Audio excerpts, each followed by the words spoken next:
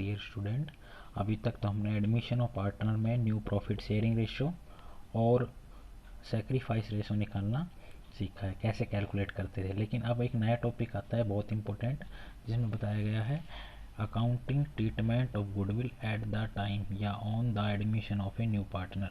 जब नया पार्टनर आता है फर्म में तो क्या अकाउंटिंग ट्रीटमेंट होगा गुडविल के रिगार्डिंग। इसको हम कहेंगे, गुडविल का दूसरा नाम प्रीमियम, क्योंकि कुछ हिस्सा लेके आता है।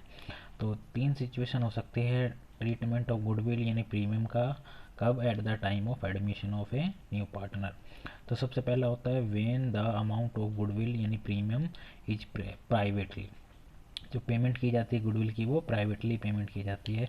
दूसरा, जब नया पार्टनर आता है तो अपने हिस्से की गुडविल को कैश में लेके आता है। और तीसरा, when the new partner does not bring his share goodwill और प्रीमियम इन कैश, यानी नया पार्टनर गुडविल के हिस्से को प्रीमियम वो कैश में नहीं लाता, डज नॉट और ब्रिंग्स। तो ये तीन सिचुएशन होती है। तीन सिचुएशन यहाँ पर मैंने आपको बता दिए। पहला, प्राइवेटली गुडविल लाता है नया पार्टनर। दूसरी कंडीशन, जब नया पार्टनर गुडविल का हिस्सा जो प्रीमियम का है वो कैश में लेके आता है। तीसरा, जब प्रीमियम का हिस्सा गुडविल का कैश में नहीं लेके आता, डज नॉट ब्रिंग। तो तीन सिचुएशन को हम नीचे बता रहे हैं आपको कैसे समझाया जाएगा। पहला है जब पार्टनर अपना गुडविल का यानी प्रीमियम का हिस्सा प्राइवेटली पेमेंट करता है, तो ऐसी सिचुएशन में नया पार्टनर जो भी अमाउंट की गुडविल के लिए पैसा लाएगा, पे करेगा कैश में, उसको old partner privately outside business के ले लेंगे। क्योंकि प्राइवेटली लाया है तो प्राइवेटली बिजनेस में तो आएगा नहीं पैसा, तो उसके लिए कोई भी एंट्री पास नहीं होगी। तो no entry are required to be passed. Second है केस सिचुएशन जो मैंने आपको बताई थी वो नीचे आ गई है।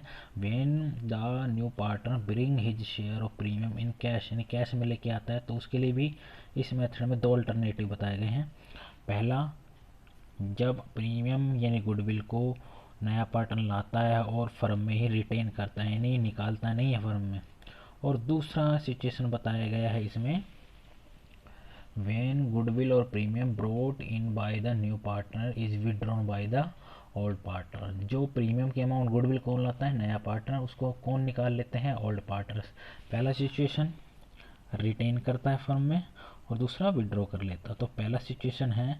सेकंड में फर्स्ट सिचुएशन अल्टरनेटिव, जब फर्म में पैसा बना रहता है, पार्टनर नहीं निकालते। तो ऐसी सिचुएशन में नया पार्टनर जब भी कैश का प्रीमियम में पैसा लाएगा तो उस टाइम बिजनेस में क्या करेंगे, ये अमाउंट है वो कैपिटल अकाउंट्स में पार्टनर्स के में क्रेडिट कर दी जाएगी। और किस रेशो में, सेक्रीफाइस रेशो में। तो उस टाइम दो एंट्रीज बनेगी। पहली एंट्री आपके सामने ये आती है, पहला, कैश और bank account debit to premium for goodwill account. और नरेशन क्या रहेगी, amount of goodwill premium brought in by new partner, नए पार्टनर के द्वारा लाया जाएगा। और मैंने बताया था ये प्रीमियम की अमाउंट लेके आएगा नया पार्टनर, मान लो 1 लाख रुपए लाए, 2 लाख रुपए लाए, वो पार्टनर ओल्ड पार्टनर अपने सेक्रीफाइस रेशो में ले लेंगे, तो ट्रांसफर कर लेंगे। एंट्री बनेगी premium for goodwill account debit to old partners capital account. Narration लिखेंगे, द अमाउंट ऑफ गुडविल और premium transfer to old partners capital account in which ratio, sacrifice. ये अंडरलाइन में कर रहा हूँ, आपको ध्यान रखना है। ओल्ड पार्टनर्स को सेक्रीफाइस रेशो में ट्रांसफ़र कर लेंगे अपने कैपिटल अकाउंट्स में, राइट। तो हमने समझ ली फर्स्ट सिचुएशन क्या रही। सेकंड केस में फर्स्ट सिचुएशन जब फर्म में बनी रहती है, और दूसरा क्या है, मान लो यही प्रीमियम की अमाउंट जो ओल्ड पार्टनर से हमने कैपिटल अकाउंट में ट्रांसफ़र कर ली है, वो ओल्ड पार्टनर इसको कुछ समय बाद निकाल भी सकते हैं। तो some time the amount of goodwill brought in by new partner is withdrawn by the old partners. कई बार क्या होता है, अमाउंट जो गुडविल की होती है नया पार्टनर के द्वारा लाई जाती है, तो ओल्ड पार्टनर्स को क्या कर लेते हैं, विड्रॉ कर लेते हैं, निकाल लेते हैं, राइट। और इस केस में दो एंट्री और पास होगी। ये सिचुएशन ये तो बनेगी दोनों, फर्स्ट और सेकंड में जो बनती थी, लेकिन इसके अलावा सी एंट्री और बन जाएगी, यानी थर्ड एंट्री क्या बन जाएगी, old partners capital account debit to, निकालेंगे कैश और बैंक अकाउंट। अधिकतर बैंक वर्ड का यूज़ करना है आपको, क्योंकि बिजनेस में जो ट्रांजेक्शन की जाती है वो बैंक के थ्रू की जाती है। तो it must be noted that some time partner withdraw only 1/2 और 1/4, कई बार आधा निकाल लेते हैं, कभी 1/4, 1/4 हिस्सा निकाल लेते हैं गुडविल का। तो ऐसी सिचुएशन में एंट्री तो सेम रहेगी, लेकिन अमाउंट है वो चेंज हो जाएगी, राइट। अब एक एग्जांपल के थ्रू समझ लेते हैं, इलस्ट्रेशन 17 के थ्रू। ए और बी पार्टनर है फर्म में, शेयर करते हैं प्रॉफिट और लॉस को 3 और 2 में। कैपिटल अकाउंट्स हैं 1,80,000 1,40,000। ए का है कैपिटल 1,80 और बी का है 1,40। इस टाइम में उन्होंने एक्स को एडमिट किया है पार्टनरशिप में इस कंडीशन पर कि 67,500 67,500 रुपये गुडविल के लाएगा और 1.5 लाख रुपए कैपिटल के लेके आएगा, और उसको फर्म में प्रॉफिट में कितना हिस्सा मिलेगा, 1/4 1/4। ये माना गया है कि कैपिटल अकाउंट और गुडविल अकाउंट जो भी है वो सारे कैश में लाए गए हैं पार्टनर्स के द्वारा, यानी प्राइवेटली नहीं है, कैश में लेके आ रहे हैं। और नेसेसरी एंट्री पास करनी है, न्यू प्रॉफिट शेयरिंग रेशो में निकालना है गुडविल।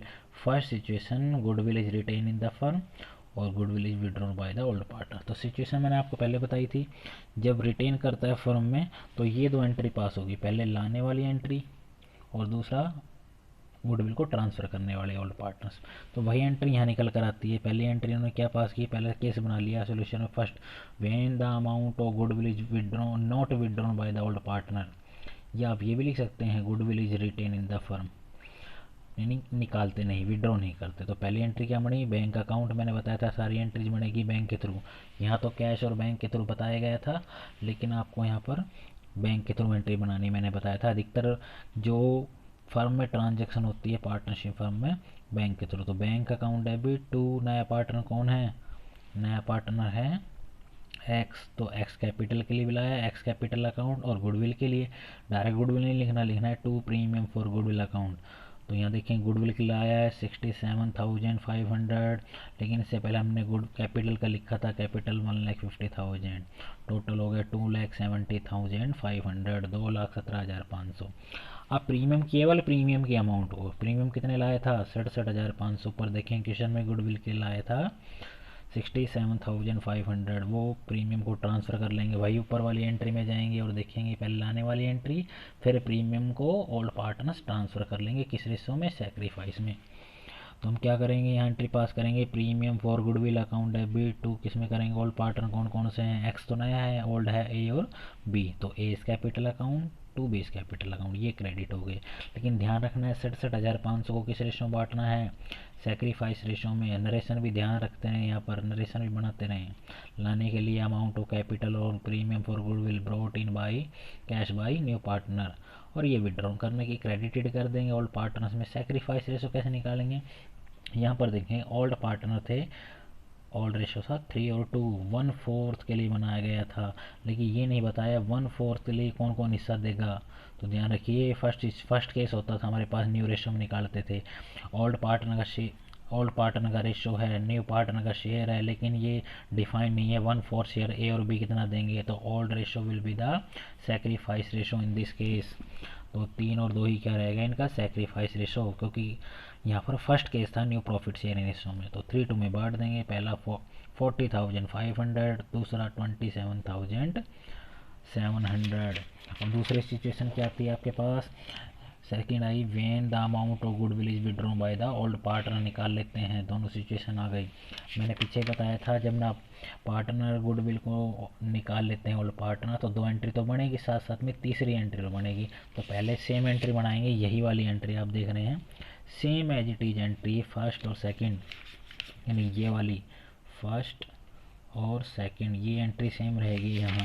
यहाँ देखेंगे तो फर्स्ट और सेकंड ये सेम ही आप देखेंगे, अमाउंट भी सेम है, वही 2,17,500, 60,500, 40,500 लाने वाली एंट्री और ट्रांसफ़र करने वाली एंट्री।